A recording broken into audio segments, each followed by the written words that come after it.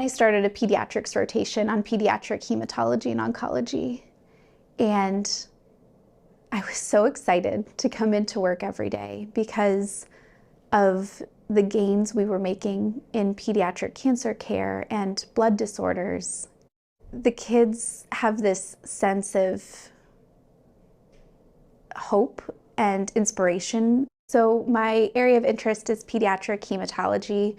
I focus on that specifically in the outpatient setting, but in the inpatient setting, I also work with patients with oncology and bone marrow transplant. Whenever a family comes in, we go everywhere from working towards symptoms to working up that diagnosis. And so some people come in knowing that they have iron deficiency anemia, and how do we get over that hump of getting enough iron into their system, all the way to one of my other specialties, which is vascular anomalies, which can be a bit of a head scratcher to a lot of other clinicians. And so sometimes patients come in, they have no idea what this is, but they are really just searching for answers. I try to make sure that things are bite-sized and understandable for families. And then I also try to make sure that their kids are comfortable first and foremost, because as a mom of 2 young kids, if my kids are happy, I'm happy.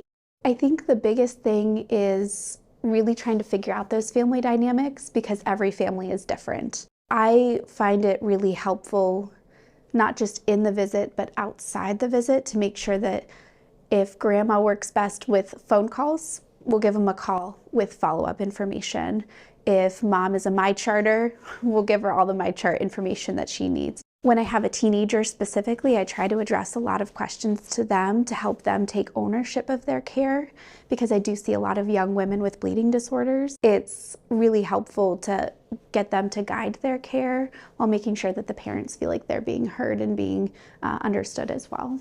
We are always here 24/7 from MyChart for calls, for anything that really comes up in your life, just to know that there's somebody who's there that's a part of your team, and that team doesn't end the minute you leave the room.